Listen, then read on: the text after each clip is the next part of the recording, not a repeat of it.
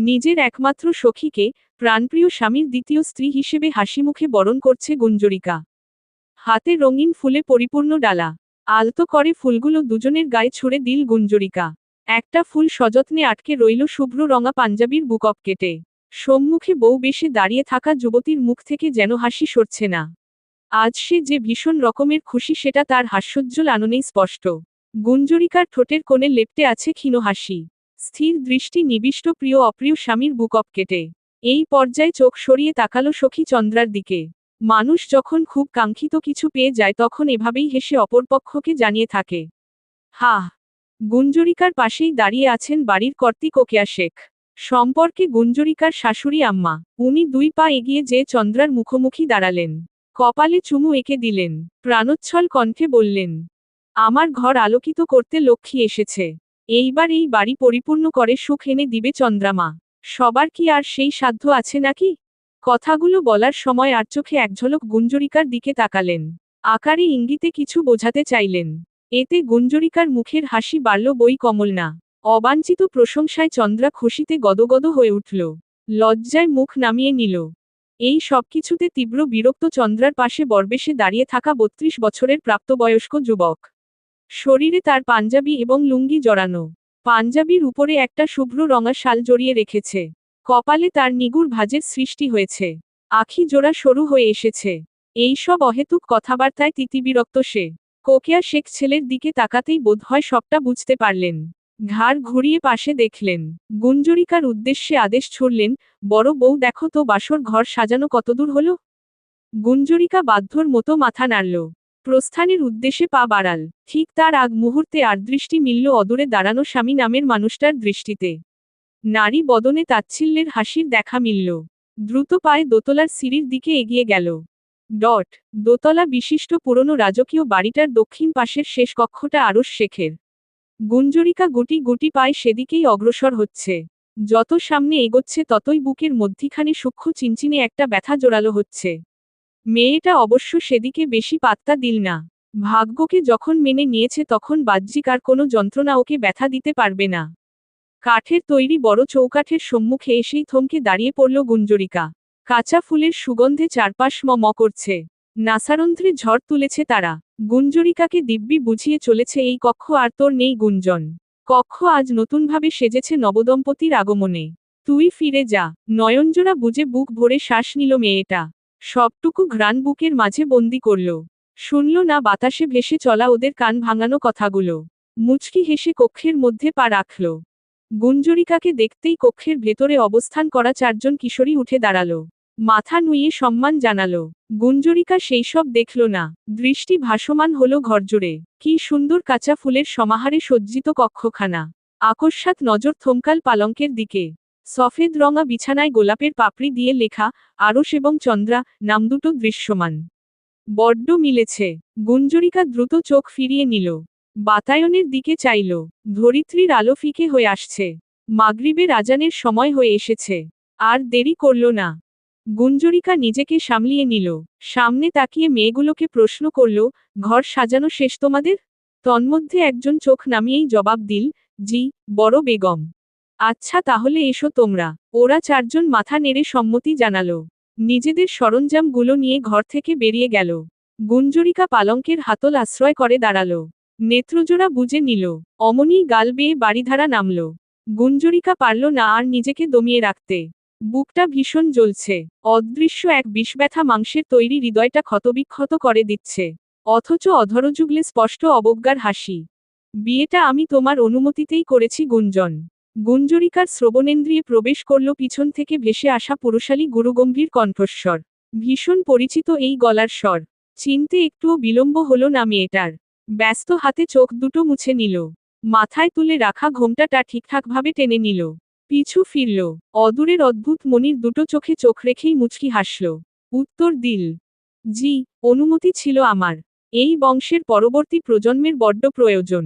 যা আমার সাধ্যের বাইরে তা আমি ধরে কেন রাখব? গুঞ্জরিকা নিজেকে শক্ত দেখানোর সবটুকু প্রয়াস চালালো। অথচ বেইমানি করে বসল চোখের জল। পুনরায় লোচন জোড়া ছলছল করে উঠল। আরুষ পায়ে পায়ে সামনে এগিয়ে এল। গুঞ্জরিকার মুখোমুখি দাঁড়িয়ে শান্ত দৃষ্টিতে তাকিয়ে রইল। গুঞ্জরিকার হঠাৎ কেমন যেন অস্বস্তি অনুভব হলো। এর আগে কখনো তো এমন হয়নি। দীর্ঘ 5 বছরের সংসার জীবনে কখনো মানুষটার সামনে দাঁড়িয়ে বুকে এতটা বিতৃষ্ণা জাগেনি। ওই দৃষ্টির মাদকতায় নিজেকে খুইয়েছে বহুবার। সঁপেছে নিজেকে। অথচ আজ কি অদ্ভুত অনীহা। গুঞ্জরিকা অধর নাড়িয়ে কিছু বলতে নিবে ঠিক তক্ষুনি নজর আটকালো দরজার দিকে। হাসিমুখে দাঁড়িয়ে আছে চন্দ্রা। গুঞ্জরিকা মুখের কথাটুকু গিলে নিল। কোনো কথা ছাড়াই আরুষের সামনে থেকে সরে গেল। চন্দ্রার সামনে এসে দাঁড়াল। মিষ্টি করে হাসল, বিশ্রাম নে তোরা। পরিহিত কাপড় পরিবর্তন করে ফেল। আমি খাবার পাঠিয়ে দিচ্ছি। আচ্ছা, কিন্তু তুই আর আসবি না এখানে? আমার তো বড্ড একা লাগছে। একসাথে আড্ডা দিলে বোধহয় একটু একাকিত্ব কমতো। চন্দ্রা কথাগুলো ঈষৎ মন ভার করে বলল। গুঞ্জরিকা আর চোখে এক পলক পাশে দেখল। আরুষ ওর দিকেই তাকিয়ে আছে। দৃষ্টিতে দৃষ্টি মিলল কিৎসময়ের জন্য। গুঞ্জরিকা নিজেই আগে চোখ ফিরিয়ে নিল। চন্দ্রাকে বলল, বিয়ের পর স্বামী সব। তার সাথে কথা বলে মন হালকা কর। আমি আর আসব না এই কক্ষে। মাথাটা বড্ড ধরেছে। বিশ্রামের প্রয়োজন। মুখের কথাতে সমাপ্তি টেনে কাউকে একটা শব্দ উচ্চারণের সুযোগ না দিয়েই হনহনিয়ে প্রস্থান করল গুঞ্জরিকা। আরুষ সেদিকে একদৃষ্টে চেয়ে রইল। চন্দ্রা কি করবে ঠিক বুঝে উঠতে পারছে না। ঠায় দাঁড়িয়ে উসখুস করছে। গুঞ্জরিকা দৃষ্টি সীমানার বাইরে যেতেই আরুষ চোখ ফিরিয়ে নিল। চন্দ্রার দিকে চাইল। কয়েক সেকেন্ড তাকিয়ে আলমিরার দিকে অগ্রসর হল। চন্দ্রার কর্ণগোচর হল ভারী, রসক্ষীণ কণ্ঠস্বর। আম্মা তোমাকে কাপড় দিয়ে যাবে। বাথরুম থেকে পরিবর্তন করে নিও। কথাগুলো বলে আলমিরা থেকে নিজের জন্য একটা ট্রাউজার এবং টি শার্ট নিয়ে বাথরুমে চলে গেল আরুষ। আস্তে ধীরে চন্দ্রার মুখের হাসিটুকু মিলিয়ে গেল। চোখ মুখ কঠিন হয়ে উঠল। দাঁতে দাঁত চেপে দাঁড়িয়ে রইল। মধ্যরাতে প্রকৃতি নিঃসার নির্বতায় আচ্ছন্ন।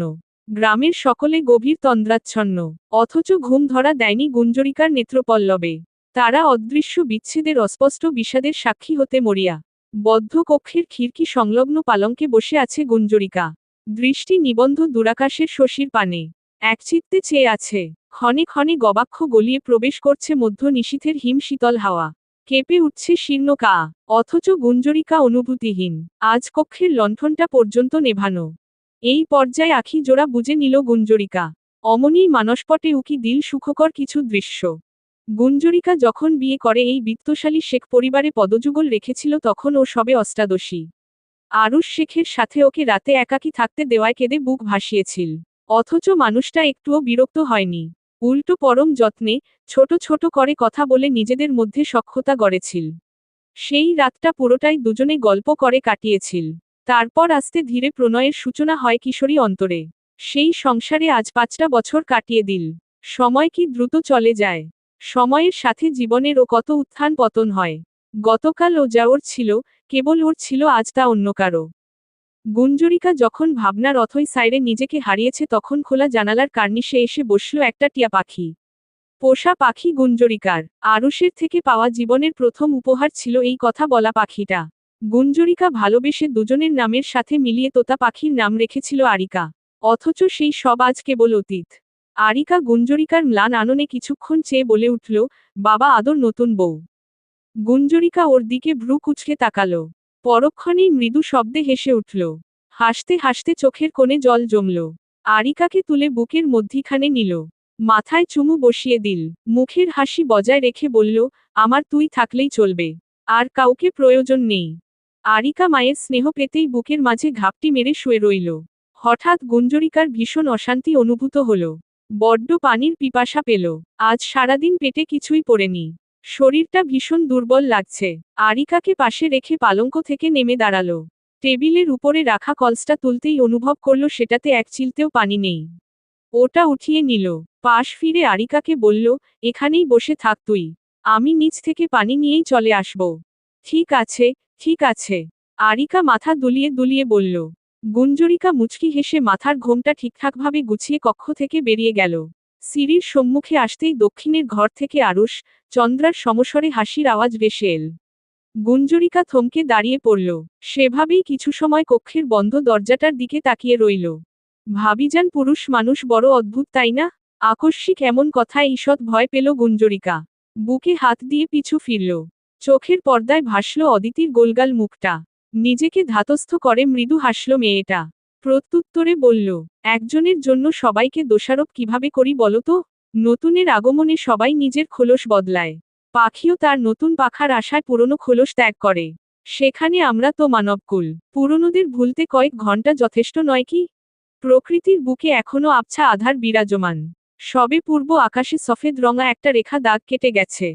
চারপাশ মুখরিত করে ভেসে আসছে পক্ষীকুলের গুঞ্জন। ললাটে আলতো আঙ্গুলের ছোঁয়া, বাতায়ন গলিয়ে প্রবেশ করা শীতল মারুতের সংস্পর্শে গুঞ্জরিকার শীর্ণ কা শিরশির করে উঠল। মেয়েটা উষ্ণ কিছুর আশায় জোরসড় হয়ে এল। সেভাবেই পেরোল সময়। আস্তে ধীরে নিজের বন্ধ নেত্রপল্লব মেলে তাকালো গুঞ্জরিকা। অমনি অধরযুগলে খেলে গেল স্নিগ্ধ হাসি। মুগ্ধ চোখে পাশে বসা মানুষটার শানিত চোয়ালের মুখমণ্ডলে চেয়ে রইল। হাসিটা মিয়ে এসে কেমন যেন অদ্ভুত তাচ্ছিল্যের সুর তুলল। আমাকে ছুবেন না শেখ বাবু। আজকের পর থেকে আমার শরীরে আপনার আর কোনো স্পর্শ না পড়ুক। একজন মানুষ হিসেবে এতটুকু স্বাধীনতা কি আমি পেতে পারি না? পালঙ্কের পাশে কেদারা টেনে বসে আছে আরুষ। প্রিয়তমার মুখ নিঃসৃত শব্দগুলো বড্ড অসহায় অনুভব করালোকে। ঈষৎ বুকো ব্যথা অনুভূত হলো। কি অদ্ভুত এক যাতনা। দেখবে, দূর থেকে ভালোবাসবে অথচ একটু ছুঁয়ে দিতে পারবে না? কিছুক্ষণ নীরব দৃষ্টিতে গুঞ্জরিকার ম্লান আননে চেয়ে রইল। মেয়েটা উঠে বসেছে ততক্ষণে। তন্দ্রা ধরা দিয়েছিল রাত্রির শেষ প্রহরে। কল্পনার জগতে নিজেকে হারিয়ে কখন যে ঘুমিয়ে পড়েছে তা ওর নিজের নিকট অজানা। আপাতত তাকিয়ে আছে স্বামী নামক মানুষটার চোখে চোখ রেখেইট। নেই কোনো দ্বিধা, কোনো সংকোচ। আরুষের বুক চিরে দীর্ঘশ্বাস বেরিয়ে এল। মাথা নামিয়ে নিল। মেঝেতে নজর স্থির রাখল। নিশ্চুপ রইল। কি বলবে ঠিক ঠাহর করতে পারছে না। নিজে যখন বংশের একটা গতি করে দিতে স্বার্থপরের মতো কাজ করে বসেছে সেখানে অপরপক্ষের তো এতটুকু স্বাধীনতা ঠিকই প্রাপ্য। অন্তত এটা থেকে তাকে বঞ্চিত করা না হোক। আরুষ মেনে নিল মস্তিষ্কের কথা। বুকো ব্যথাকে প্রাধান্য দিল না। বসা থেকে উঠে দাঁড়ালো। গুঞ্জরিকার দিকে তাকালো। সব সময়ের মতোই গুরুগম্ভীর পুরুষালী কণ্ঠস্বর কর্ণগোচর হলো গুঞ্জরিকার।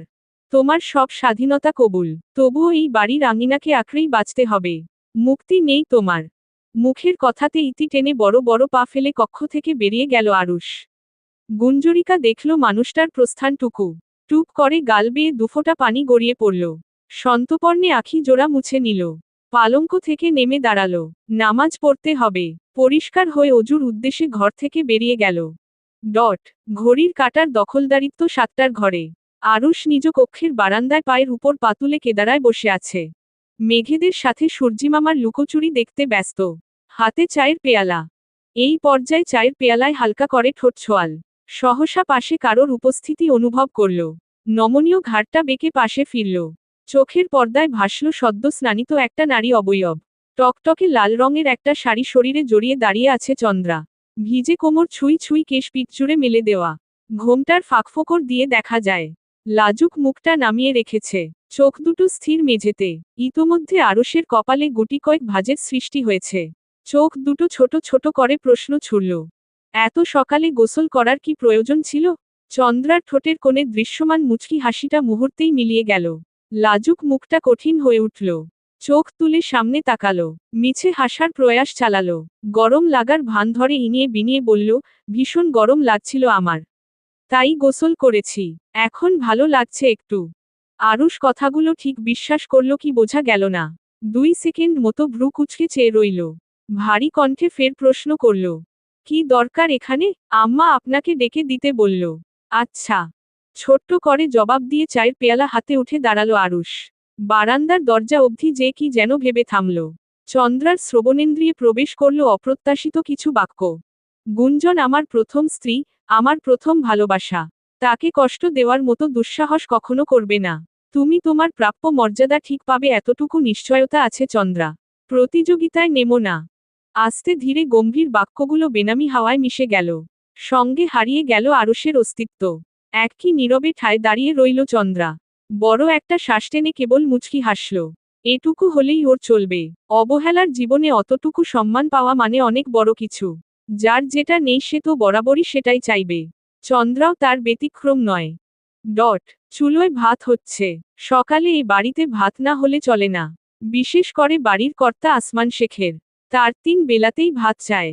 গুঞ্জরিকা রান্নাঘরের মেঝেতে বসে পুঁইশাক কাটছে। ঠিক সেই সময়ে রান্নাঘরের দুয়ারে এসে দাঁড়ালেন কোকিয়া শেখ। গুঞ্জরিকার দিকে তাকিয়ে ব্যথাতুর কণ্ঠে ডাকলেন, বড় বৌমা শোনো তো। গুঞ্জরিকা হাতের কাজ থামিয়ে সামনে তাকালো। মিষ্টি একটা হাসি দিল, জি আম্মা বলুন। বাতের ব্যথাটা খুব বেড়েছে বড় বৌমা। একটু সরিষার তেল গরম করে আমার কক্ষে এসো তো। মালিশ করতে হবে। এমন কথাতে গুঞ্জরিকার মুখের হাসি বাড়ল। প্রত্যুত্তরে নরম কণ্ঠে বলল, ভালো কাজ ঘরের লক্ষ্মীকে দিয়ে করাতে হয় আম্মা।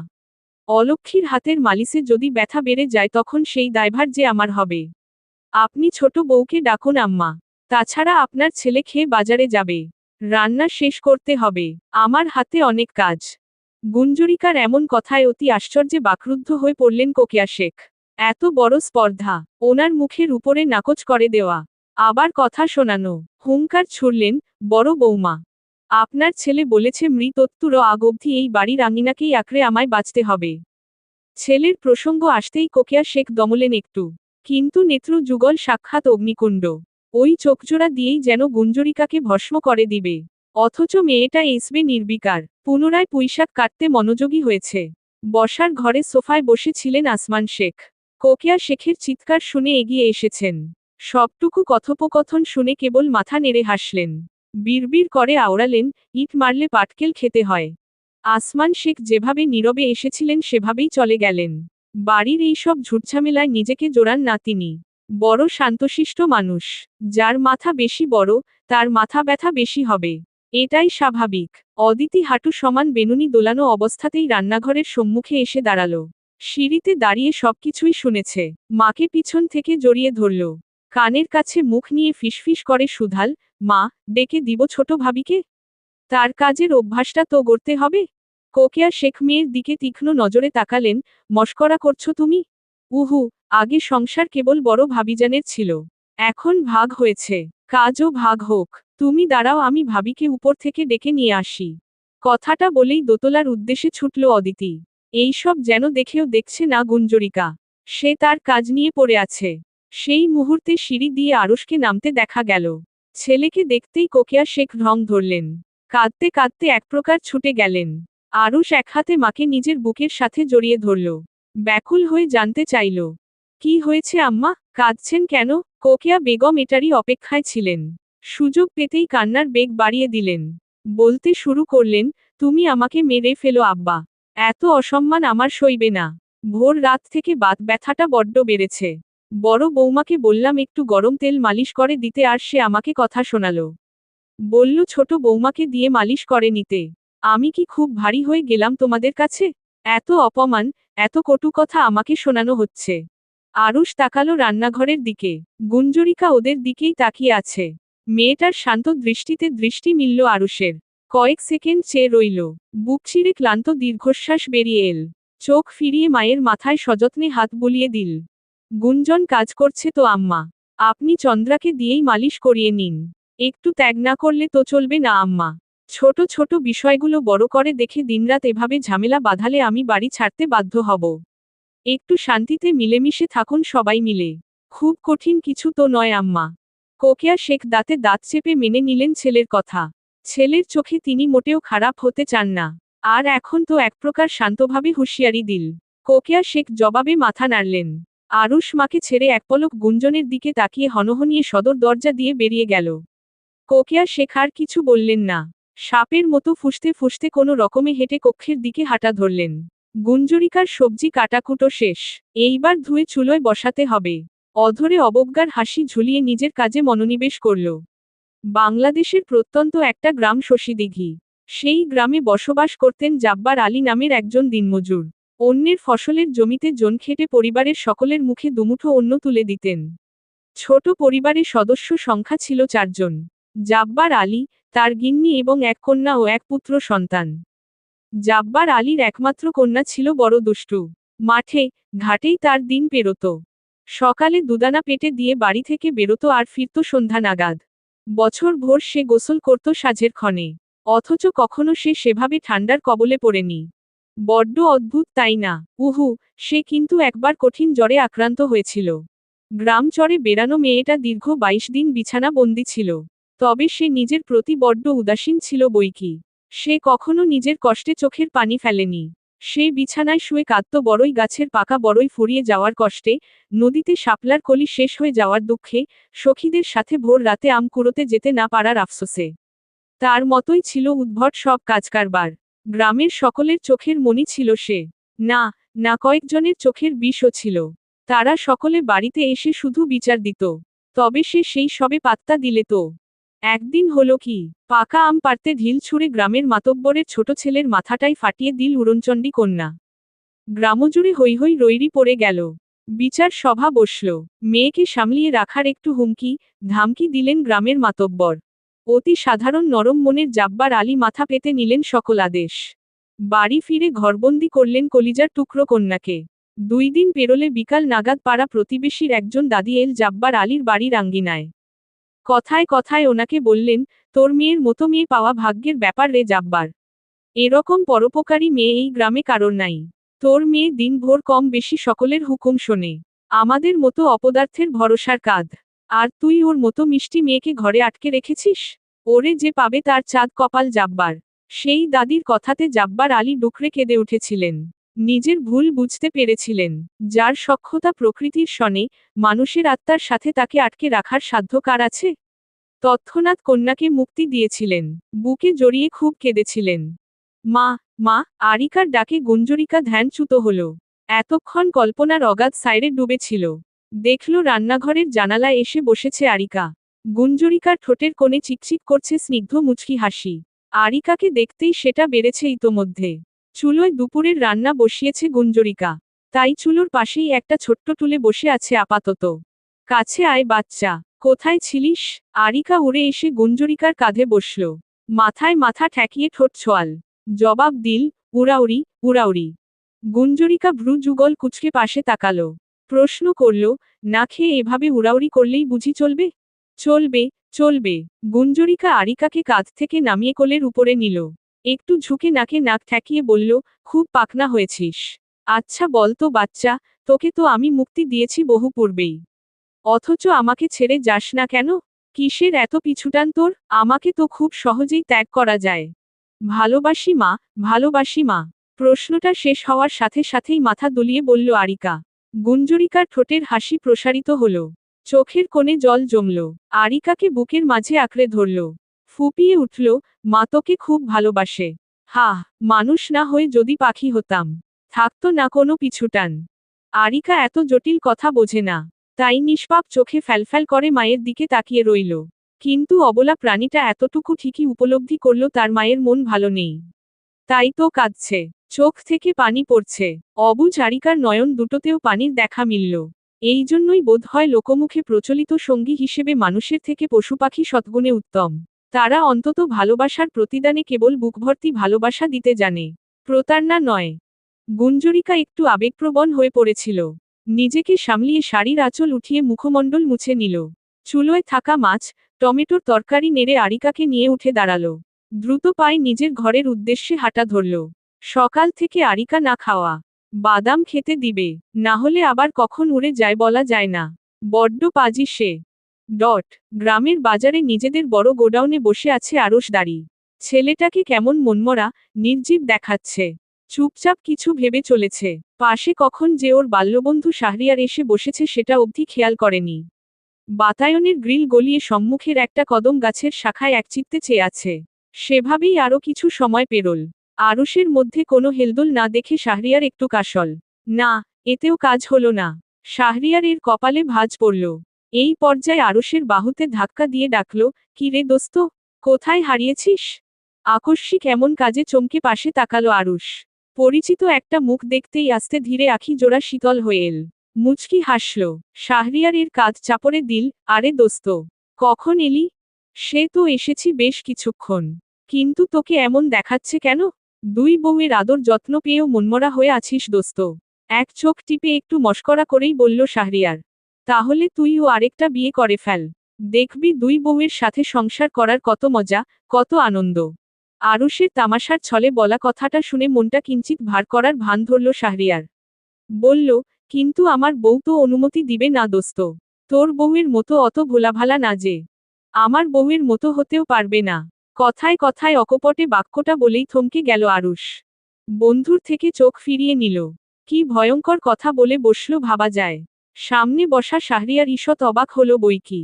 এত টান, এত ভালোবাসা থাকতে দ্বিতীয় বিয়ে কেন? মনের মাঝে খচখচ করতে থাকা প্রশ্নটা করে বসল, নিজের পছন্দে বিয়ে করে আবার দ্বিতীয় বিয়ে কেন করলি দোস্ত? একটা সন্তানই কি সব? আমার বউ কমলিকাকে দেখে যতটুকু বুঝি মেয়ে মানুষ তার ভালোবাসার মানুষের পাশে অন্য মেয়ের ছায়াও ঘৃণা করে। সেখানে ভাবি কিভাবে তোকে অনুমতি দিল? কিভাবে মানছে সব? তৎক্ষণাৎ অপরপক্ষ থেকে কোনো জবাব এল না। চারপাশের শব্দ ছাপিয়ে পুনরায় নিস্তব্ধতায় আচ্ছন্ন হয়ে পড়ল গোডাউনের মধ্যিখানটা। আরুষের অধরযুগলে দেখা মিলল তাচ্ছিল্যের হাসি। সময় নিয়ে আনমনা গম্ভীর কণ্ঠে জবাব এল। তার মতো ধৈর্যশীল হতে হলে আমাদের মতো মানুষদের আরও কয়েকবার জন্মগ্রহণ করতে হবে রে শাহরিয়ার। সে ভোলাভালা অথচ কি নিদারুণ ব্যক্তিত্বের। শাহরিয়ার মন্ত্রমুগ্ধের মতো শুনল আরুষের মুখনিসৃত কথাগুলো। একজনের প্রতি ঠিক কতটা মোহ, ভালোবাসা থাকলে এভাবে বলা সম্ভব? অথচ সময়, পরিস্থিতি, বাস্তবতা সব ভিন্ন। জানতে চাইল, দোস্ত তুই বিয়েটা কেন করলি বলতো? আরুষ তৎক্ষণাৎ কাঁধ ঝাঁকিয়ে ভাবলেশীন ভঙ্গিতে বলল, জেনে কাজ কি? করে ফেলেছি তো বিয়ে। এইবার বাচ্চাও হবে। শেখ পরিবারের পরবর্তী বংশধর আসবে। নয়তো পৃথিবী যে বড্ড পিছিয়ে পড়েছিল। তোর শরীরের এত জ্বালা শালা? বন্ধুর কথাতে আরুষ মৃদু শব্দে হেসে উঠল। অথচ সেই হাসিতে প্রাণ নেই, মুগ্ধতা নেই। কেমন ফ্যাকাশে ম্লান মতো। 24 বছরের ভীষণ পরিচিত মানুষটাকে আজ বড্ড অপরিচিত মনে হচ্ছে শাহরিয়ার এর নিকট। কি অদ্ভুত, এত পরিবর্তন। তবে শাহরিয়ার এত সহজে ছেড়ে দেওয়ার পাত্র নয়। আজ খুঁচিয়ে খুঁচিয়ে সব কথা জেনে তবেই ছাড়বে। আবারও জিজ্ঞাসা করল, সমস্যাটা কার ছিল? চিকিৎসা করিয়েছিস? এমনও তো হতে পারে সমস্যাটা তোর নিজের। এত ভালোবাসা থেকে এরকম একটা সিদ্ধান্ত আমাকে বড্ড ভাবাচ্ছে আরুষ। বিশ্বাস কর দোস্ত, কমলিকা যখন এই সংবাদটা আমাকে দিল আমি কেমন যেন অনুভূতিহীন হয়ে পড়েছিলাম। বিশ্বাস হচ্ছিল না, তোদের সংসারে তৃতীয় ব্যক্তি, এই যেন সপ্তম আশ্চর্যের একটি। বাদ দে তো এই বিষয়টা দাঁড়ি। বড্ড ক্লান্ত লাগে আজকাল। সন্তানের আশায় বিয়ে করলে আরও 4 বছর আগেই করে নিতাম। কারোর কাছে আর ভালো হওয়ার স্বাদ নেই। যার যা ইচ্ছা ভাবুক। শাহরিয়ার হার মেনে নিল। বন্ধুর মুখের দিকে তাকিয়ে বড্ড মায়া হলো। যেটাতে বন্ধুর অনাগ্রহ সেটা না বলাই উত্তম।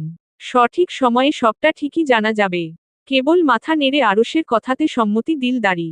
আমরা তো কেবল একপাক্ষিক বিচারে অভ্যস্ত। দুপুরে খাবার টেবিলে উপস্থিত সম্পূর্ণ শেখ পরিবার। ঠিক সম্পূর্ণ নয়, আরুষের বৃদ্ধ দাদি আছেন মেয়ের বাড়িতে দাঁড়ি। ফিরবেন দিন 5 মধ্যেই। আরুষের পাশেই দাঁড়িয়ে আছে চন্দ্রা। ওদের মুখোমুখি অপর পাশে অদিতির পিছনে দাঁড়িয়ে আছে গুঞ্জরিকা। বাড়ির বউয়েরা পরে খাওয়ার একটা রীতিনীতি প্রচলিত আছে। সমাজের বানানো নিয়মের ঊর্ধ্বে শেখ পরিবার নয়। তাই বউয়েরা পরিবারের সকলের খাওয়ার পরেই খেয়ে থাকে। আপাতত সবাই যার যার মতো খেতে ব্যস্ত। আসমান শেখ এবং কোকিয়া শেখ টেবিলের 2 মাথাতে বসে খাচ্ছেন। বাড়ির কর্তা, কর্তি বলে কথা। আসমান শেখ মুখে এক লোকমা খাবার তুলে গুঞ্জরিকার দিকে তাকালেন। ওষ্ঠজোড়ায় মুচকি হাসি ঝুলিয়ে বললেন, গুঞ্জন মা তোমার হাতে জাদু আছে। আজকের ইলিশ মাছের তরকারিটা একদম অমৃত। গুঞ্জরিকা ওনার দিকে তাকিয়ে মিষ্টি করে হাসল। মিনমিনে গলায় ছোট্ট করে বলল, ধন্যবাদ বাবা। এত প্রশংসার কিছু নেই। আহামরি কোনো কঠিন কাজ নয় এটা। আগামীকাল দুপুরের রান্নার দায়িত্ব আপনার আম্মা। সহজ কাজ 2-1টা করলে ক্ষতি নেই। মুখের উপর পাল্টা জবাব পেয়ে চোখ গরম করে তাকালেন কোকিয়া শেখ। গুঞ্জরিকার এমন শান্ত কথাতে পিনপতন নীরবতা খেলে গেল ঘরজুড়ে। অদিতি আর আসমান শেখ মিটিমিটি হাসছেন। থালাতে নিবিষ্ট চোখ তুলে সামনে তাকিয়েছে আরুষ। সকলকে উপেক্ষা করে চন্দ্রা বলে বসল, আম্মা আমাদের গুরুজন গুঞ্জন। কথাবার্তা। চন্দ্রাকে মুখের কথা শেষ করতে দিল না গুঞ্জরিকা। শীতল অথচ কঠিন গলায় বলে উঠল, তোকে নিজের স্বামীর ভাগ দিয়েছি, সংসারের ভাগ দিয়েছি, কিন্তু আমার ভাগ দেই নাই। আমার ব্যক্তিগত জীবন কিংবা কোনো বিষয় নিয়ে দ্বিতীয়বার কিছু বলার দুঃসাহস দেখাবি না চন্দ্রা। ঠিক যেভাবে আমি তোদের জীবন নিয়ে কিছু বলি না। কোকিয়া শেখের নেত্র যুগল অক্ষিকোটর থেকে বেরিয়ে আসার উপক্রম। লোচন জোড়া বড় বড় করে তাকিয়ে আছেন। নিজের কান দুটোকে যেন বিশ্বাস করতে পারছেন না। নরম মাটি কবে পুড়ে এতটা কঠিন হলো? কি আশ্চর্যকর বিষয়। অনাকাঙ্ক্ষিত তীব্র অপমানে থমথমে হয়ে উঠল চন্দ্রার বদনখানা। এক বুক আশা নিয়ে আরুষের দিকে তাকিয়ে রইল। অথচ সম্পূর্ণভাবে হতাশ হতে হলো। আরুষ ইসবে নীরব দর্শকের ভূমিকা পালন করল। এত কিছু শুনেও শুনল না, দেখেও দেখল না, নিজের মতো খাওয়াতে মনোনিবেশ করল। কেবল ত্রিকোণমিতিক ভালোবাসা আটকে রইল বক্ষপিঞ্জর নিঃসৃত ক্লান্ত দীর্ঘশ্বাসে। আত্মসম্মানহীন নারী আর হাতে বানানো পুতুলের মধ্যে কোনো পার্থক্য নেই। তাদের ইচ্ছে মতো আকৃতি দেওয়া যায়। কখনো ভালোবাসায় পরিপূর্ণ করে ঝুলিতে, কখনো বা অবহেলায় যেখানে সেখানে ফেলে রাখা হয়। যেখানে তোমার 2 পয়সার মূল্য নেই সেখানে তুমি কেন অবস্থান করবে? আত্মসম্মানবোধ হারিয়ে বেঁচে থাকার থেকে মুক্তি শ্রেয় নয় কি? নারী, তুমি নিজেকে এতটা সস্তা বানিও না যেখানে অন্যের কাছে কেবল হতে হবে উপহাস। নারী, তুমি নিজের জন্য বাঁচবে। কেবল নিজের জন্য। তুমি তাদের ভোগের বস্তু নয়। তুমি তোমার আব্বার টানাপোড়েনের সংসারের আদরে জ্যোতি। তুমি মায়ের ক্লান্ত শরীরের ঘামের প্রতিটা বিন্দু কণার অস্তিত্ব। তুমি কিভাবে নিজেকে এতটা তুচ্ছ ভাবতে পারো? হয় মুক্তি নয় অধিকার। এর ঊর্ধ্বে আর কোনো শব্দ থাকা উচিত নয়। একদমই নয়। হাতের কলম থেমে গেল গুঞ্জরিকার। আর লিখল না কিছু। মূলত লিখতে পারল না। সফেদ রঙা পাতাটা অসম্পূর্ণ রয়ে গেল। অধরের কোণে উকি দিল তাচ্ছিল্যের হাসি। আলগোছে টেবিলে মাথা ছোয়াল। দৃষ্টি যে থমকাল বাতায়ন সংলগ্ন একটা বড় কাঠগোলাপ গাছে। বয়সের ভারে নুয়ে পড়েছে গাছটা। নেই কোনো সতেজতা। গায়ের বাকলগুলো কেমন ফ্যাকাশে হয়ে খসে পড়ছে। মানুষও ঠিক ওই কাঠগোলাপ গাছটার মতোই। 2 সংখ্যার একটা বয়সের কত ক্ষমতা। সময়ের সাথে সাথে মানুষের বোধশক্তি, সহ্য ক্ষমতা বাড়িয়ে ধৈর্যশীল বানিয়ে দেয়। অথচ মানুষটা ক্রমশ নিঃস্ব হতে থাকে। কবরের দিকে গুটি গুটি পায়ে এগিয়ে চলে। মানব জীবন বড্ড অদ্ভুত। এই এক জীবনে সব মেলে না।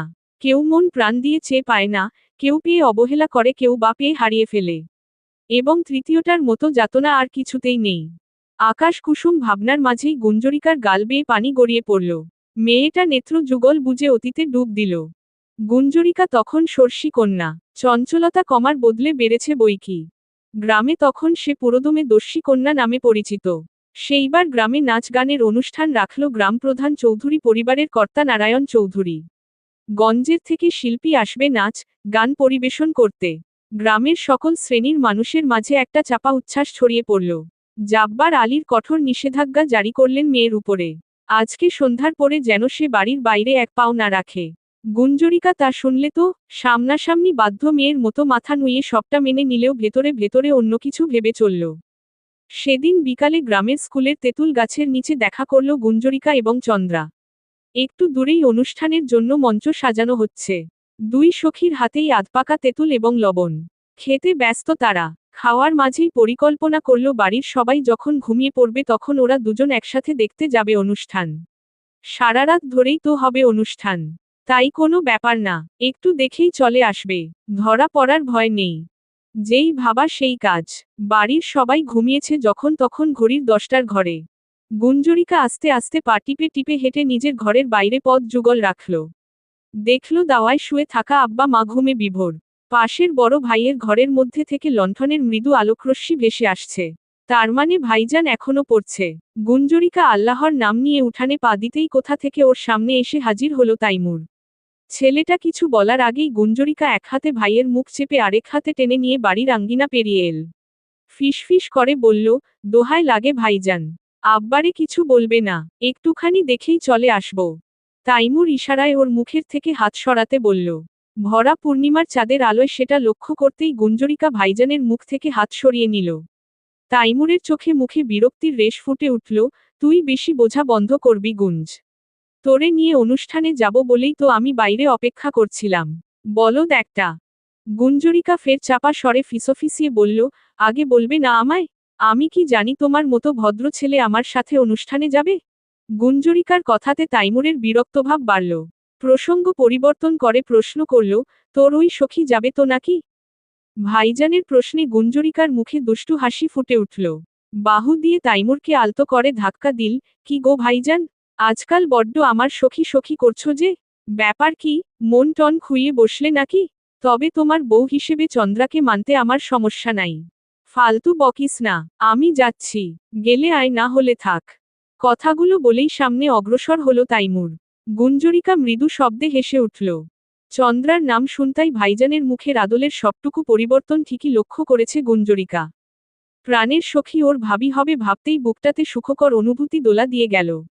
দুজন তাহলে আমৃত্যু একটা সম্পর্কে জড়িয়ে থাকবে। কিন্তু কে জানত বিধাতার লিখন ছিল অন্য কিছু। সেদিন তিনজনে মিলে পরিবারের সবার থেকে লুকিয়ে অনুষ্ঠান দেখে মধ্যরাতে বাড়ি ফিরেছিল। ঘুরেছিল, খুব মজা করেছিল। ভাইজানের দেখা পেতেই চন্দ্রার ভেতরের ঈষৎ পরিবর্তন নজরে এসেছিল গুঞ্জরিকার। মন থেকে খুশি হয়েছিল মেয়েটা। অথচ সবকিছু আজ সোনালি অতীত। কোথাও কেউ নেই। গুঞ্জরিকা বড় একা। ভাগ্যের কাছে হেরে গেছে গুঞ্জরিকাট। গোধূলি লগ্নে বাড়ির বড় বারান্দার মেঝেতে বসে আছে গুঞ্জরিকা। পাশের একটা স্তম্ভে মাথাটা আলগোছে ঠেকেছে। দৃষ্টি নিবিষ্ট বাড়ির আঙিনায় ঘোরাঘুরি করা হাঁসমুরগিগুলোর দিকে। আর একটু বেলা পড়লেই ঘরে তুলবে ওগুলো। ঠিক সেই সময় শাহরিয়ার এর বউ কমলিকা এল শেখ বাড়িতে। গুঞ্জরিকার সামনে দাঁড়িয়ে একগাল হাসল। সুধাল, কেমন আছেন ভাবি? শরীর খারাপ আপনার? কেমন যেন দেখাচ্ছে। গুঞ্জরিকার ওষ্ঠজোড়া দুদিকে অল্প স্বল্প প্রসারিত হল। আরে ভাবি যে। বসুন, বসুন। আলহামদুলিল্লাহ ভাবি, আমি ভালো আছি দাঁড়ি। আপনি কেমন আছেন? উদ্ধৃতি চিহ্ন। কমলিকা হাসতে হাসতে পাশে বসল। কমলিকা মেয়েটা দেখতে যেমন রূপতী, কাজে তেমন গুণবতী। ব্যবহারও চমৎকার এবং মার্জিত। তাই গুঞ্জরিকার সাথে বেশ ভাব আছে। গুঞ্জরিকাকে দেখে কমলিকার খুব মায়া হলট। অদ্ভুত এক টানে চোখের কোণে জল জমল। ম্লান গলায় ছোট্ট করে জানতে চাইল, সত্যিই ভালো আছেন ভাবি? মনের কথা জিজ্ঞাসা করছেন নাকি শরীরের সেটা বলুন আগে। পুনরায় সামনে তাকিয়েছে গুঞ্জরিকা। সেভাবেই পাল্টা প্রশ্ন ছুড়ল। কমলিকা আগের ন্যায় বলল, আজ না হয় দুটোই বলুন। মনের অসুখ হয়েছে ভাবি, তবে আশা রাখি শীঘ্রই সে সুস্থতার মুখ দেখবে। বাদবাকি সব ঠিকঠাক। তবে গাছের একটা শাখা মরণ রোগে আক্রান্ত হলে সম্পূর্ণ গাছকে তো তার রেশ বহন করতেই হয়। কমলিকা কিছু বলতে নিবে তৎক্ষণাৎ দোতলা সিঁড়ির সম্মুখ থেকে আরুষের গম্ভীর কণ্ঠস্বর ভেসে এল, গুঞ্জন কোথায় তুমি? দ্রুত কক্ষে এসো। আমার হাত ঘড়িটা খুঁজে পাচ্ছি না। আরতে যেতে হবে আমাকে। ব্যবসায়ীরা অপেক্ষারত। সেই কণ্ঠস্বর অনুসরণ করে গুঞ্জরিকা এবং কমলিকা পিছনে ফিরল। দরজা দিয়ে দেখল আরুষ কথাটা বলেই হন্তদন্ত হয়ে ঘরের দিকে হাঁটা ধরল। নিচেই দাঁড়িয়ে আছে চন্দ্রা দাঁড়ি। আখি জোড়া পানিতে টলমল করছে। মুখটা মলিন দেখাচ্ছে। গুঞ্জরিকার বুক চিরে দীর্ঘশ্বাস বেরিয়ে এল। পরপরই উচ্চ কণ্ঠে চন্দ্রার উদ্দেশ্যে বলল, চন্দ্রা, তোদের কক্ষের আলমিরার বাম সাইডের ড্রয়ারে হাতঘড়িটা আছে। যা দিয়ে আয়। চন্দ্রা চকিতে ফিরে তাকালো। অবিশ্বাস্য চাহনি। নিজের কান দুটোকে ঠিক বিশ্বাস হচ্ছে না। গুঞ্জরিকা পুনরায় ইশারায় দ্রুত যেতে বলল। চন্দ্রা মাথা নেড়ে সম্মতি দিয়ে শ্লথগতিতে সিঁড়ির দিকে অগ্রসর হল। কমলিকা পাশ থেকে বেশ অবাক হয়েই সুধাল, স্বেচ্ছায় নিজের জায়গা ত্যাগ করে অপরকে সুযোগ দিচ্ছেন ভাবি? যেটা কখনো আমার ছিলই না সেখানে কিভাবে নিজের অধিকার ধরে রাখি? আমার হলে তা তো কেবল আমারই থাকত। আমার চোখ দুটোতে লুকোনো অজস্র কথা অপরপক্ষ বুঝত। যাই হোক, আপনার কাছে কখনো কোনো ভুল করলে ক্ষমা করবেন ভাবি। হাড় মাংসের তৈরি মানুষ তো। ভুল ত্রুটির ঊর্ধ্বে নই। কমলিকার মনটা বিষাদে ছেয়ে গেল। কিছুক্ষণ একদৃষ্টে গুঞ্জরিকার দিকে তাকিয়ে রইল। হয়তো কিছু বোঝার প্রয়াস চালালো। বলল, আপনার দ্বারা ভুল হওয়ার সুযোগ নেই ভাবি। কিন্তু আমি যেটার আভাস পাচ্ছি সেটা কখনোই না হোক ভাবি। মহান আল্লাহ কখনোই ক্ষমা করবেন না। ভুল ভাবছেন ভাবি। জীবনের এখনো অনেক অধ্যায় বাকি তো। একাকী অনেক পথ পাড়ি দেওয়া বাকি। এই শেখ বাড়ির বাইরের জগৎ দেখা বাকি। আমি এই জীবনের সবটুকু দুঃখ গভীরভাবে উপলব্ধি করতে চাই। তাদেরকে আলিঙ্গন করে বাঁচতে চাই। পাওয়া না পাওয়ার হিসেব মেলাতে চাই। একজনের অসম্পূর্ণ কাজ করা বাকি এখনো। নিজের মুক্তি চাইলে অন্যদের অনুশোচনা দেখার সুযোগ কোথায়? ভাগ্যের কাছে হারতে পারি, কিন্তু নিজের কাছে নয়। আমি আমার কাছে এখনো শীর্ষে আছি ভাবি। আমার যাওয়ার জায়গা নাই বা থাকতে পারে। তাই বলে কি আমি এই বাড়ির আঙিনা পেরিয়ে এই সুন্দর পৃথিবী দেখব না? শুধু সময়ের অপেক্ষা। এখানে পড়ে আছি মানে নিজের আত্মসম্মান বিসর্জন দিয়েছি বিষয়টা এমন নয়। এটা আমার অধিকার। কমলিকা বলার কোনো শব্দ পেল না। নীরবতা অক্ষুণ্ণ রেখে চুপচাপ বসে রইল। গুঞ্জরিকা ভাবুক হয়ে পড়ল। পরপরই আনমনা হয়ে আওড়াল। মানুষ যতই ঘনিষ্ঠ হোক না কেন একটা সময় পরিবর্তন হবেই। শুধু পরিমাণটা কম বেশি। আসলে সময় মূলত মানুষ চেনায়। সময় বহমান। সময়কে আটকে রাখার সাধ্য এই তুচ্ছ আমাদের নেই। হাসি, কান্না, ঠাট্টা, তামাশার মধ্যে দিয়ে জীবন থেকে পেরিয়েছে 3টা দিন। শেখ বাড়ির পরিবেশ প্রাণোচ্ছল হয়ে উঠেছে আরুষের দাদি আয়শা শেখের আগমনে। সঙ্গে এসেছেন তার একমাত্র কন্যা সালেহা শেখ এবং নাতনি সারথী শেখ। এখন কিছুদিন থাকবে তারা। সব মিলিয়ে বাড়ির পরিবেশ জমজমাট। চন্দ্রাকে মাথায় তুলে রাখছে এক প্রকার। সবার ধারণা যে মেয়ে সন্তান জন্ম দেওয়ার ক্ষমতা রাখে সে ভালোবাসার যজ্ঞ। পচে যাওয়া মস্তিষ্ক থেকে দুর্গন্ধযুক্ত ভাবনা ছাড়া আর কোনো চিন্তা আসার সুযোগ আছে নাকি? উহু, নেই। ধরিত্রীর বুকে রাত নেমেছে। প্রকৃতির চারপাশ ঘিরে ধীরে ধীরে অন্ধকার তার নিগুড় চাদর বিছিয়ে দিচ্ছে। গুঞ্জরিকা মাগরিবের নামাজ পড়ে পালঙ্কের একপাশে চুপচাপ বসে আছে। হাঁটু জোড়া বুকে ঠাঁই পেয়েছে। মাথাটা অবলীলায় হাঁটু জোড়ার উপরে রাখা। দৃষ্টি নিবিষ্ট মেঝেতে। ওর পাশেই বসে বাদাম খাচ্ছে আরিকা। কক্ষে একটা লণ্ঠন জ্বলছে মৃদু আলোয়। সেই দুতিতে আবছা স্পষ্ট চারপাশ। নিচের বসার ঘর থেকে ভেসে আসছে সকলের উচ্চ হাসির শব্দ। বাড়ির পুরুষেরাও সন্ধ্যা নাগাদ বাড়িতে ফিরে এসেছে প্রতিদিনের মতোই। গুঞ্জরিকা নিজের মধ্যকার পরিবর্তন বেশ অনুভব করতে পারছে। আজকাল সবকিছু থেকে নিজেকে কেমন যেন গুটিয়ে নিচ্ছে। কিন্তু এটা তো হওয়ার ছিল না। তবুও কেন মন মস্তিষ্ক হার মেনে নিচ্ছে? গুঞ্জরিকা তো স্বেচ্ছায় এই অভিশাপ শরীরে জোড়ায়নি। ছলে বলে কৌশলে ওকে অভিশপ্ত করা হয়েছে। তাহলে কিসের এত ঘৃণা ওর প্রতি? কেন সবার কাছে এতটা অবহেলিত? আজ আর চোখের কোণে পানির দেখা মিলল না। কেবল এক বুক বিতৃষ্ণা জাগলো, সাথে অবজ্ঞার হাসির রেশ ছড়াল ঠোঁটের কোণ ঘেঁষে। সেভাবেই আখি জোড়া বুঝে মন মস্তিষ্কের অহেতুক আলোচনায় সামিল হলো গুঞ্জরিকা। ভাবল অনেক কিছু। এভাবে চলতে দেওয়া যায় না। যে নিজেকে ভালোবাসে না তাকে অপরজন কিভাবে ভালোবাসবে? গুঞ্জরিকার তো সাতকুলে কেউ নেই। তাই নিজেকে নিজে ভালো না বাসলে হাড় মাংসের তৈরি দেহখানা যে শীঘ্রই মনের মতো ক্ষয়ে যাবে। তখন কোথায় ঠাঁই মিলবে? সুন্দরী আনন্দ থাকতেই ভালোবাসার মানুষের বুকে ঠাঁই মিলছে না। তাহলে পচা শরীর নিয়ে বুঝি মিলবে? এত বড় সৌভাগ্য যে ওর নেই।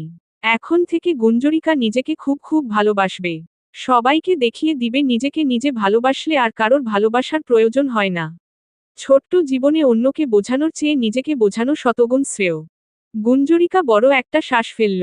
সযত্নে পুষে রাখা যাতনাগুলো ওই দীর্ঘশ্বাসের সাথেই সমাপ্তি টানার বৃথা প্রয়াস মাত্র। আলোগোছে বিছানা থেকে নেমে দাঁড়ালো। আলমিরার দিকে অগ্রসর হলো। একটা গাঢ় লাল টকটকে সুতি শাড়ি বের করল। বুকে জড়িয়ে প্রাণ ভরে শ্বাস নিল। এটা ছিল আরশের থেকে উপহার পাওয়া প্রথম শাড়ি। বিয়ের বছরপূর্তিতে উপহার দিয়েছিল। গুঞ্জরিকা এই শাড়িটা পরার মনস্থির করল। ঠিক তক্ষুনি ডেকে উঠল আরিকা, মা, মা। গুঞ্জরিকা ঘাড় ঘুরিয়ে ওকে দেখল। ভ্রু তুলে জানতে চাইল, কি হয়েছে?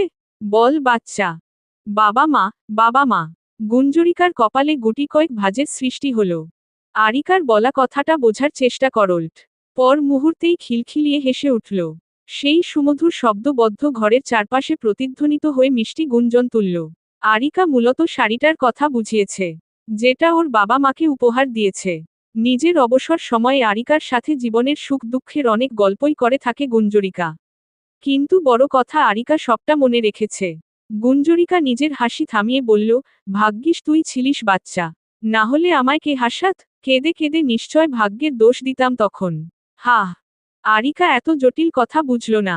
তবে মাথা নেড়ে মায়ের সাথে সবসময়ের মতোই সম্মতি দিল। গুঞ্জরিকা শাড়িটা বুকে জড়িয়ে ঠায় দাঁড়িয়ে রইল। স্মৃতির পাতায় উকি দিল অনেক কিছুই। সব সময় হয়তো অতীত খারাপ হয় না। কিছু সময় সুখকরও হয়। বসার ঘরে আড্ডার আসর জমে উঠেছে। সাথে মুড়ি, মুরকি এবং চা। সব মিলিয়ে বিশাল এক সভা বসেছে। সকলের আনন্দ যেন ফুরাচ্ছে না। পরিবারের সবাই উপস্থিত আছে। এমনকি আরুষও উপস্থিত রয়েছে। আয়েশা শেখ নিজে ডেকে এনেছেন প্রাণপ্রিয় নাতিকে। আরুষের পাশেই চন্দ্রা বসে আছে। আয়েশা শেখ চন্দ্রাকে নিজের সাথে জড়িয়ে রেখেছেন। বারবার কপালে চুমু এঁকে দিচ্ছেন। নাত বউ ওনার খুব পছন্দ হয়েছে। আড্ডার মাঝেই আসমান শেখ নিজের গুরুত্বপূর্ণ কাজে উঠে চলে গেলেন। সবাই দেখল কিন্তু গল্পগুজব থামালো না। ছেলে যেতেই আয়েশা শেখ মুখ এগিয়ে চন্দ্রার কানের কাছে নিলেন। ফিসফিস করে বললেন, দাদু ভাইয়ের সাথে কিছু মিছু হইয়াছে তোর নাত বউ? বাচ্চা কাচ্চা নিয়া কিছু ভাইবাছস? বয়স্ক মানুষটা নিজের কানে কম শোনেন বলে ভেবে থাকেন অন্যরাও কম শোনে। তাই ওনার কণ্ঠস্বর বরাবরই একটু জোরেই থাকে। ফিসফিস করে বলা কথাগুলো কমপক্ষে 10 হাত দূরে দাঁড়িয়ে থাকা যে কেউ অনায়াসেই শুনতে পারবে। আজও তার ব্যতিক্রম হলো না। আয়েশা শেখের মুখনিসৃত কথাগুলো সবাই শোনা মাত্রই বসার ঘরজুড়ে পিনপতন নীরবতা খেলে গেল। সকলের স্থির দৃষ্টি নিবিষ্ট রইল ওনার দিকেই। চন্দ্রার তো লজ্জায় মরি মরি অবস্থা। কারোর দিকে তাকানোর সাহসটুকু হলো না। লাজুক মুখ নামিয়ে বসে রইল। আরুষের কপালে গুটি কয়েক ভাঁজের সৃষ্টি হয়েছে ইতোমধ্যে। আয়েশা শেখ প্রথমে বিষয়টা বুঝলেন না। ভ্রু কুঁচকে সবার দিকে চাইলেন। সবটা যখন উপলব্ধি করলেন তখন পান খাওয়া লাল দাঁতগুলো দেখিয়ে হেসে উঠলেন। হাসতে হাসতেই বললেন, সব্বাই এমনে চাইয়া আছস কেন? আমগোর বংশের কথা মুই ভাববো না তো কে ভাববো কত নাতবউ? তাহলে আপনার আরেকটা বিয়ে দিয়ে দেই দাদি? এই বংশের দেখভালের দায়িত্ব তো আপনার। গম্ভীর পুরুষালী কণ্ঠস্বর ভাসমান হল কক্ষের সর্বকোণে। কথাটা তামাশার ছলে নিয়ে হেসে উঠল সকলে। হাসির শব্দে মুখরিত হয়ে উঠল চারপাশ। আয়েশা শেখ বললেন, মোর জীবন যৌবন দুইটাই শেষ দাদুভাই। তোমগোর এখন সময় 2-4টা বাচ্চা লইয়া থামবা। মোর কত স্বপ্ন আছিল তোমারে লইয়া। মুই বাইচা থাকতে তোমার সন্তানের মুখ দেখবার পারবো কিনা কেডাই জানে? আরুষ তিতিবিরক্ত এইসবে। চন্দ্রা সেই যে চোখ নামিয়েছে আর তোলেনি। সারথি নানির কথাতে তালমেলাল, ভাবি শীঘ্রই সুখবর শুনতে চাই কিন্তু আমরা। উপস্থিত সকলে ঠোঁট টিপে হাসছে। অদিতি আলগোছে সামনে তাকাতেই চোখজোড়া স্থির হয়ে এল। চৌকাঠের ওপাশে হাসিমুখে দাঁড়িয়ে আছে গুঞ্জরিকা। শরীরে জড়ানো লাল টকটকে শাড়ি। ফর্সা শরীরে ভীষণ মানিয়েছে। হাঁটু ছুঁই ছুঁই মেলে দেওয়া। প্রাণবন্ত বদনখানা জলজল করছে। অদিতি এক প্রকার চিৎকার করে উঠল, ভাবিজান, এ আমি কি দেখছি? তুমি এখানে এসেছ? এসো এসো ভেতরে এসো।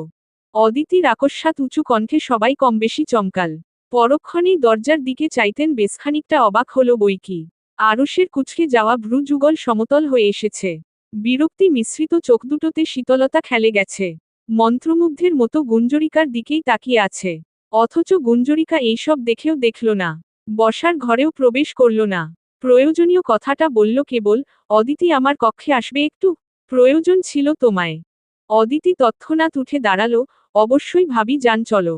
গুঞ্জরিকা উল্টো ঘুরে হাঁটা ধরতেই কর্ণগোচর হলো আয়েশা শেখের বলা কিছু কথা, কেমন বেয়াদব মাইয়া ভাবন যায়।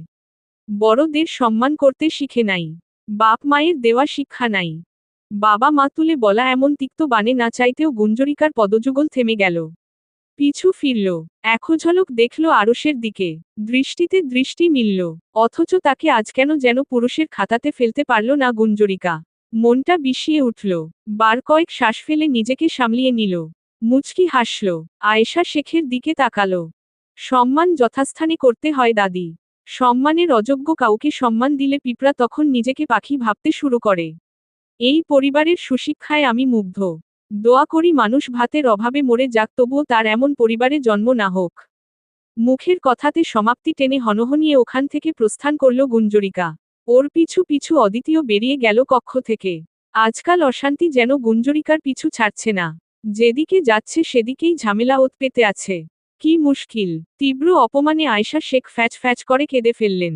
ক্রন্দনরত গলায় বাচ্চাদের মতো আরুষের কাছে বিচার দিলেন, ওই 2 পয়সার মাইয়া মরে যা নয় তাই বলল দাদুভাই। তুমি কিচ্ছু কইবা না তারে? আরুষ চকিতে ফিরে তাকালো আয়েশা শেখের দিকে। 2 পয়সার মাইয়া, শব্দগুলো ছুটে চলল মস্তিষ্কের প্রতিটা নিউরনে। তীব্র রাগে চোখ মুখ রক্তিম হয়ে উঠল। তবুও নিজেকে সংযত রাখল। জীবনে প্রথমবারের মতো আয়েশা শেখের সাথে কঠিন গলায় কথা বলল। আপনার কথিত ওই মেয়ে আমার স্ত্রী দাদি। তাকে কটু কথা শোনানোর দুঃসাহস কারোর থাকা উচিত নয়। সে ভুল কিছু বলেনি।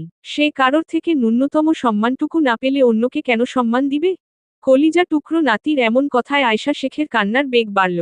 কাঁদতে কাঁদতে চন্দ্রার কানে বিষ ঢাললেন এক প্রকার, ওই কালনাগিনীর হাত থেইকা নিজের স্বামীরে হেফাজত কর নাত বউ। নইলে পরে পস্তাতে হইব। দেখছস তোর স্বামীরে ভুলানোর লাইগা ওই পোড়া মুখ লইয়া কেমন নাল টকটকে শাড়ি পইরাছে। সময় থাকতে আঁচলে বাইন্ধা নে রে নাত বউ। আরও সেই সব শুনেও শুনল না। বসা থেকে উঠে দাঁড়ালো। বড় বড় পা ফেলে ওখান থেকে প্রস্থান করল। এই পরিবারের মানুষগুলো আজকাল মানসিক অশান্তির কারণ হয়ে দাঁড়িয়েছে। চন্দ্রার মস্তিষ্কে কথাগুলো বেশ প্রভাব ফেলল। তৎক্ষণাৎ মাথা নাড়ল। আরুষ যেতেই ছোট্ট করে জবাব দিল, আচ্ছা দাদি। মধ্য নিশীথে দরজার কড়া নাড়ার শব্দে গুঞ্জরিকার তন্দ্রা হালকা হয়ে এল। মাত্রই চোখজোড়া বুজেছিল। আগে পিছে না ভেবে শোয়া থেকে উঠে বসল। শরীরে লেপ্টে থাকা শাড়িটা ভালোভাবে জড়িয়ে পালঙ্ক থেকে নেমে দাঁড়ালো। এগিয়ে গেল দুয়ারের দিকে। তখনও ক্রমশ করাঘাতের শব্দ শোনা যাচ্ছে। গুঞ্জরিকা খুব ভালোভাবে জানে এখন কে আসতে পারে। এক আকাশসম বিতৃষ্ণা নিয়ে দরজার কপাট খুলতেই নেত্র যুগল ছোট ছোট হয়ে এল। অপ্রত্যাশিত একটা অতি পরিচিত মুখ চোখের পর্দায় ভাসল। কপালে গুটি কয়েক ভাঁজের সৃষ্টি হল। দরজার ওপাশে ওষ্ঠজোড়ায় হাসি ঝুলিয়ে দাঁড়িয়ে আছে চন্দ্রা। গুঞ্জরিকা ঘুমু ঘুমু চোখে, কর্কশ গলায় জিজ্ঞাসা করল, এত রাতে এই অধমকে স্মরণ করার কারণ কি? কথা ছিল তোর সাথে। সহজ সাবলীল জবাব চন্দ্রার। গুঞ্জরিকা অধর বাঁকিয়ে তাচ্ছিল্যের শব্দে হাসল, কিন্তু আমার নেই। চন্দ্রার মুখের হাসি বাড়ল, তোর মনে হচ্ছে না তুই সবকিছুতেই বেশি বাড়াবাড়ি করছিস?